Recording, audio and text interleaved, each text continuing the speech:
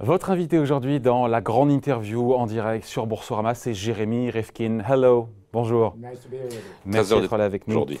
Vous êtes économiste, évidemment, auteur à succès, conseiller des chefs d'État sur les questions climatiques pour l'Union européenne, pour la Chine. Vous publiez le New Deal vert mondial aux éditions Les Liens qui libèrent. Et là, vous rappelez ce qui fait froid dans le dos. La moitié des créatures sur Terre vont s'éteindre. Enfin, la moitié va s'éteindre. Et on ne parle pas de 2100, on ne parle pas de dans la prochaine décennie.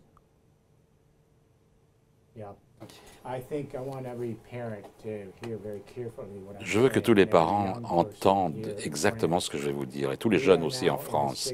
Nous sommes maintenant dans le 6e événement d'extinction des espèces. Ça n'arrive même pas sur les gros titres.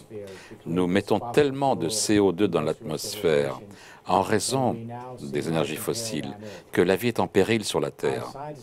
Nos scientifiques nous le disent.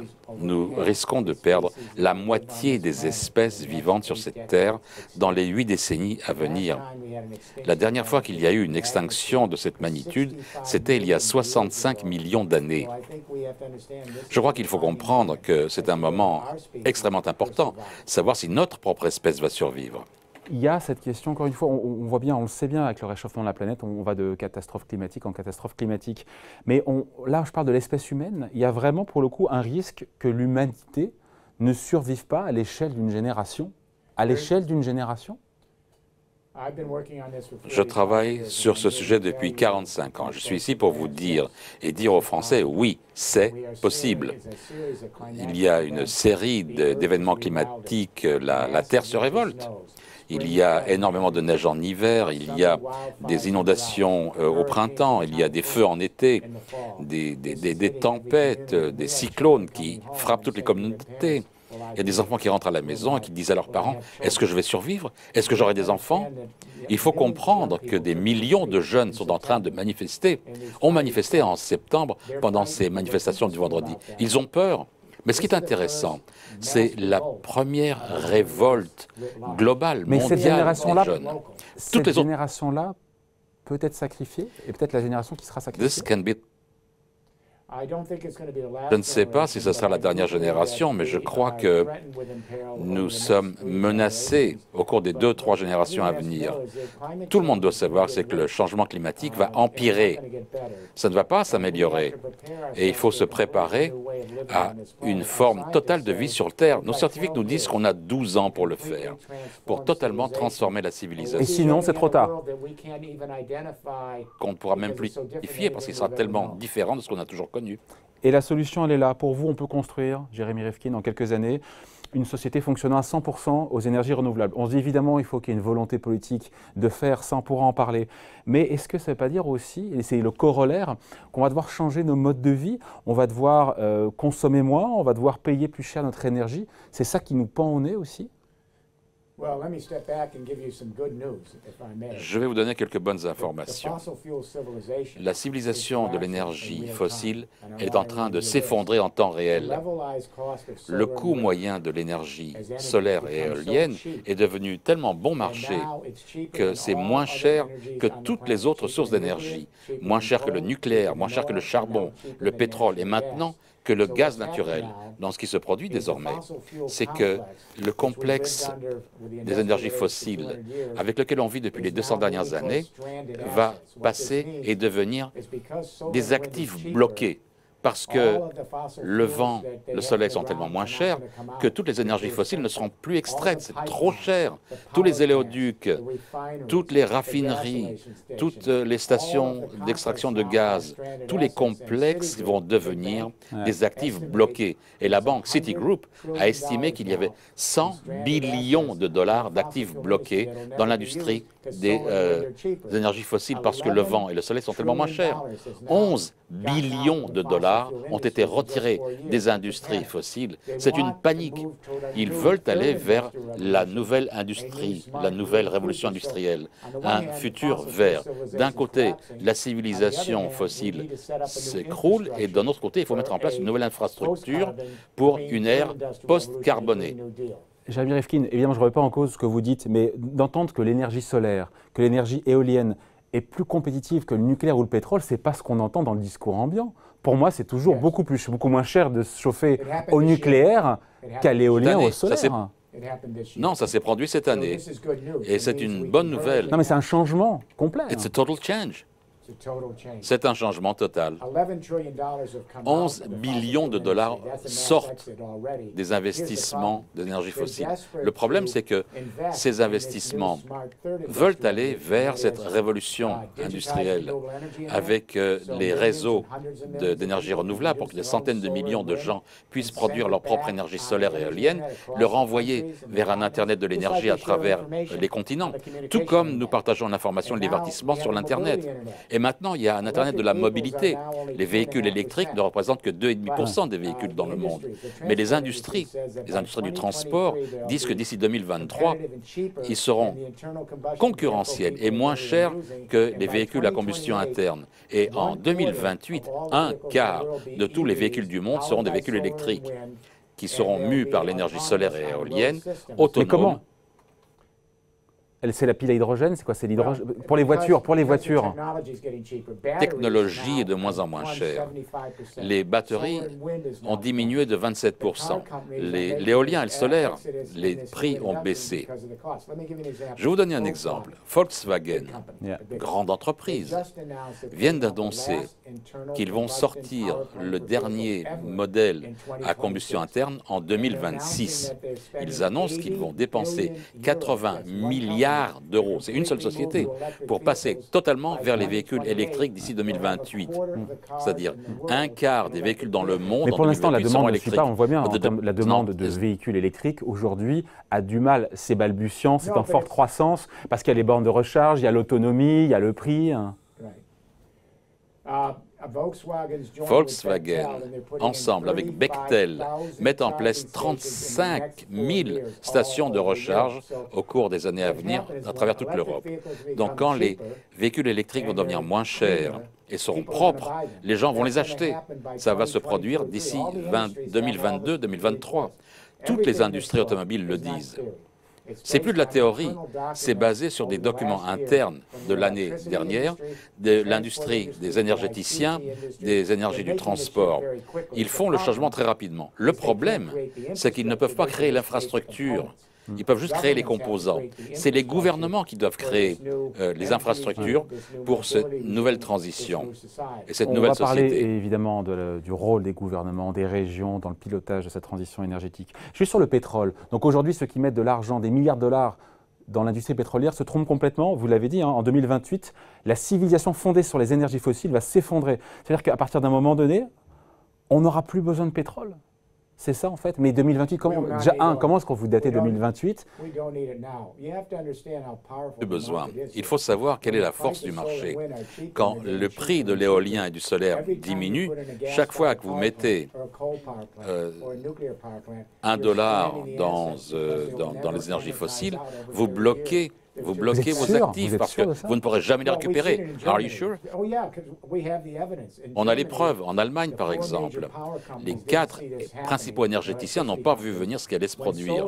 Lorsque le solaire et l'éolien sont arrivés à 14% de l'énergie produite en Allemagne, eh bien, l'énergie fossile s'est effondrée parce que l'industrie savait que c'était fini et ils sont passés vers le solaire et l'éolien en Allemagne. Donc, ce qu'on a maintenant, c'est qu'ils ont perdu 300 milliards d'euros dans des actifs bloqués entre 2010 et 2015. Ça se produit maintenant. Donc, à vous écouter, il y a une méga bulle financière, encore une fois, sur le pétrole, le secteur pétrolier, avec tous ces milliards encore aujourd'hui qui sont investis.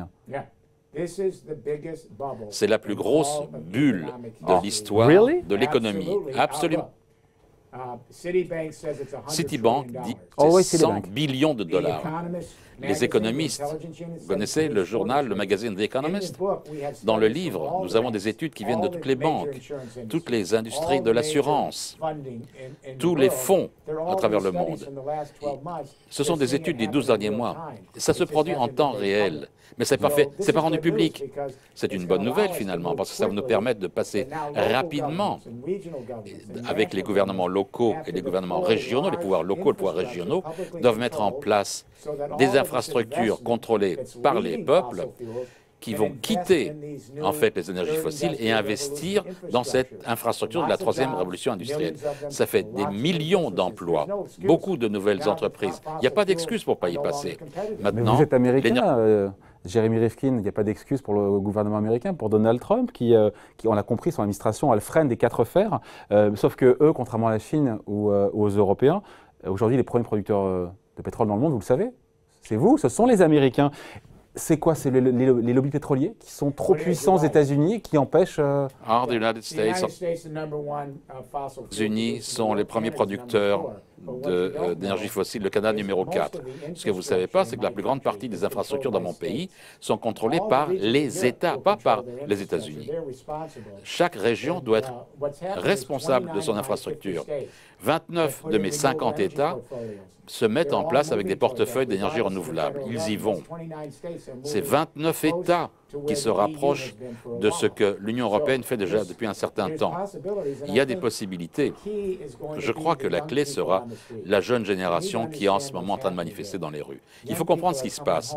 Les jeunes rentrent, des gosses de 12 ans, 13 ans qui demandent à leurs parents « Est-ce que je serai toujours vivant dans 50 ans? Est-ce que j'aurai des enfants ?» Parce qu'ils voient le véritable impact du réchauffement climatique. Ils voient tout ce qui se passe avec les catastrophes naturelles. Mais il faut que je vous donne quelque chose vous explique de quoi il s'agit. C'est la première manifestation de l'espèce humaine dans l'histoire. Ces jeunes se considèrent comme une espèce en danger. Et les autres créatures sont en danger. Ça ne s'est jamais produit dans l'histoire où l'espèce humaine a dit « nous sommes une espèce ». Il faut transformer cette prise de conscience, cette révolte en acte aussi. Mais juste un petit mot parce que c'est intéressant. Vous nous expliquez, Jeremy Rifkin, que l'économie zéro carbone arrive à grands pas. Mais aujourd'hui, on voit bien que le charbon, le pétrole reste une énergie quand même qui est incontournable. Le nucléaire, parce qu'en France, nous, on est une grande nation du nucléaire, 80% de l'électricité vient du nucléaire. Le nucléaire, c'est une solution quand même pour aller vers une économie décarbonée que vous appelez de vos propres voeux. Yes or no? Vous savez, les centrales nucléaires sont beaucoup trop chères. Ce seront des actifs bloqués parce que le solaire et l'éolien sera à travers la France. Vous savez pourquoi vous n'allez pas pouvoir l'utiliser, le nucléaire? Parce que l'eau en France, la plus grande partie de l'eau est utilisée en France pour refroidir les centrales nucléaires. Quand cette eau est rejetée dans la nature, elle est trop chaude et ça assèche le reste de l'atmosphère. Parfois, l'eau est trop chaude en été, vous ne pouvez même pas l'utiliser pour refroidir les centrales nucléaires. Et vous arrêtez chaque année vos centrales nucléaires.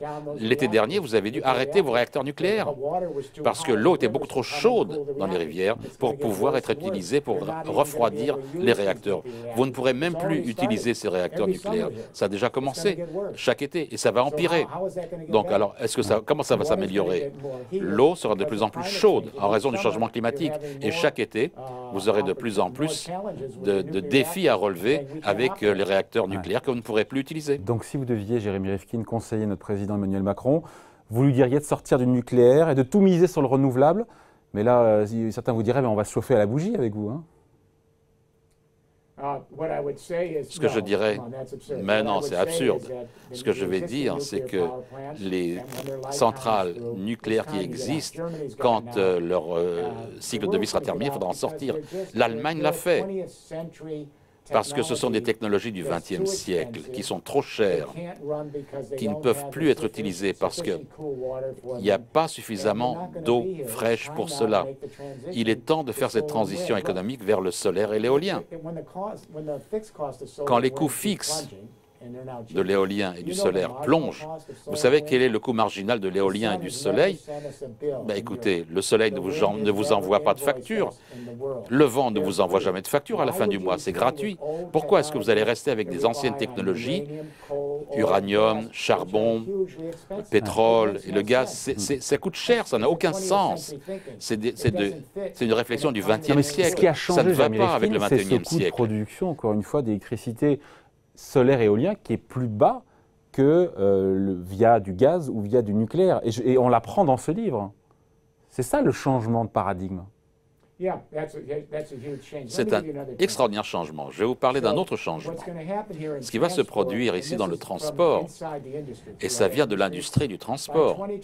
D'ici 2028, un quart des véhicules seront électriques. Nous construisons les dernières plateformes à combustion interne.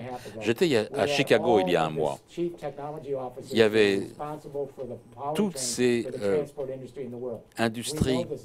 Nous savons que c'est en train de se produire dans toutes ces industries automobiles. Ce qui se produit, c'est que nous consommons 90 millions de barils de pétrole par jour.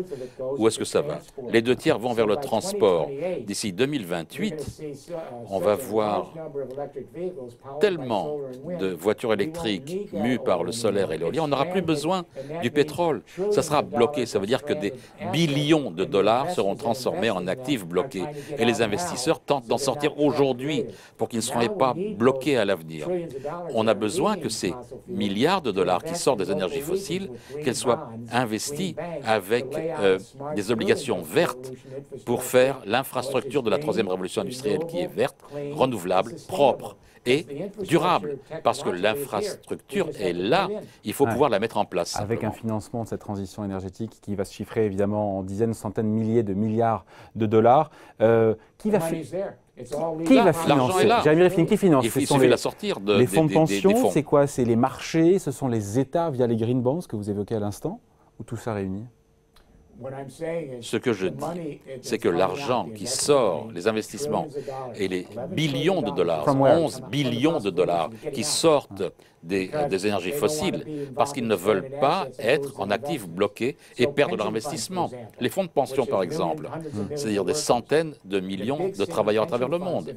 Les grands fonds de pension, Londres, New York, les villes du monde entier au cours des dernières années ont sorti leurs fonds des énergies fossiles parce qu'ils craignent que leurs travailleurs n'aient jamais leur retraite.